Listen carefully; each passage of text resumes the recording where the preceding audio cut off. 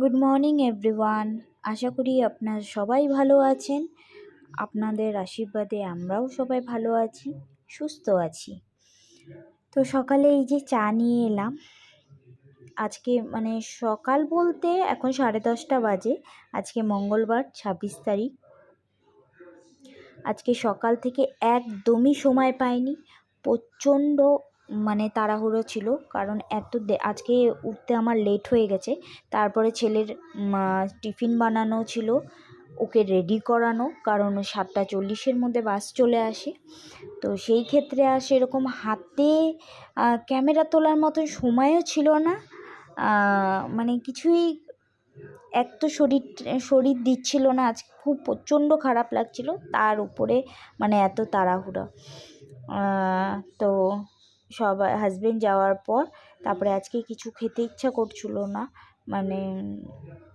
অন্যদিন যেটা ব্রেকফাস্ট হয় খেতে খাওয়া দাওয়া হয়, কিন্তু আজকে খেতে ইচ্ছা করছিল না। আজকে চা করেছি, সাথে একটু মুড়ি নিয়েছিলাম। আমার মুড়ি দিয়ে চা খেতে প্রচণ্ড ভালো লাগে। তো চা খেয়ে এনার্জি নিয়ে আমাদের যে রোজকার যা কাজ, যেগুলো করতেই হবে, বিছানা ঠিক করা, তারপরে এই টুকিটাকি ঘরের যেগুলো আছে ডাস্টিং করা, গুছানো, এগুলো করার পর আজকে আমি চলে যাব ফ্রিজের ডিপ ক্লিনিং। ফ্রিজ কিভাবে ডিপ ক্লিন করে সেটা আজকে আমি আপনাদের সাথে শেয়ার করব। এরই মাঝখানে আপনাদের একটা কথা জানিয়ে দিই, যে জানি যদিও আপনারা জানেন, তবুও আমার কাজ একবার আপনাদের মনে করিয়ে দেওয়া। যদি আমার ভিডিওটা ভালো লেগে থাকে তাহলে প্লিজ সাবস্ক্রাইব করবেন, আর যারা সাবস্ক্রাইব করে দিয়েছেন, লাইক দিয়েছেন, তাদের অসংখ্য ধন্যবাদ। তো আর কমেন্টস বক্সে প্লিজ কমেন্ট করে জানাবেন কোনটা খারাপ লাগছে, কোনটা ভালো। দেখুন, আপনাদের সাথেই আপনাদের হাত ধরেই আমাদের কিন্তু চলা, ঠিক আছে? সেই ক্ষেত্রে আপনারা যদি কমেন্টস করেন, তাহলে সেই ক্ষেত্রে বুঝতে পারবো যে কোথায় ভুল, কোথায় ঠিক। তো এটাই, চলুন দেখতে থাকুন ভিডিওটা আগে অবধি। আমি আমার ফ্রিজ কিভাবে ক্লিনিং করি, আশা করছি ভালো লাগবে।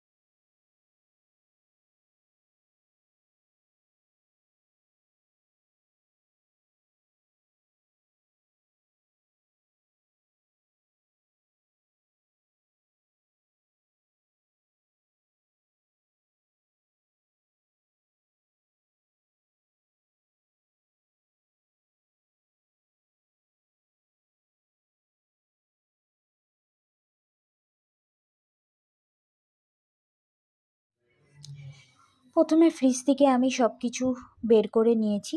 এবার আমি হচ্ছে এক বাটি জলের মধ্যে মানে বেশ অনেকটা জল, খাওয়ার সোডা দিলে কি হবে, মানে ফ্রিজের ভিতরে কিন্তু কখনোই লিকুইড দেওয়াটা উচিত না, প্লেন ওয়াটার দিয়ে মোছাটা উচিত। তবুও আমি প্লেন ওয়াটারের মধ্যে কিছুটা হচ্ছে খাওয়ার সোডা আর অল্প এক মুটকির মধ্যে ভিনিগার মিশিয়ে ফ্রিজটা খুব ভালো করে মুছে নিচ্ছি।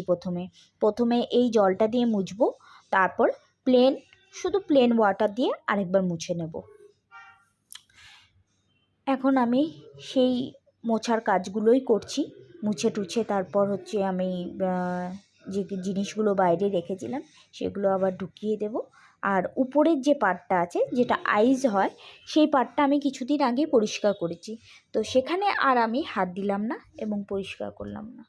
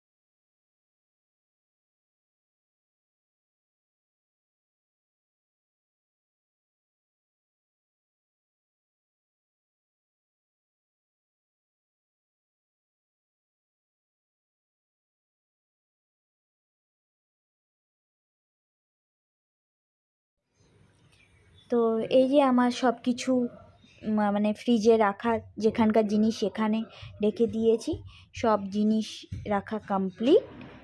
এবার পুরো কমপ্লিট করে দিয়েছি, একদম নিট অ্যান্ড ক্লিন। তো প্লিজ আরেকবার বলে দিচ্ছি, যদি আমার ভিডিওটা ভালো লেগে থাকে তাহলে প্লিজ লাইক, শেয়ার আর কমেন্ট করবেন। Tata, bye by.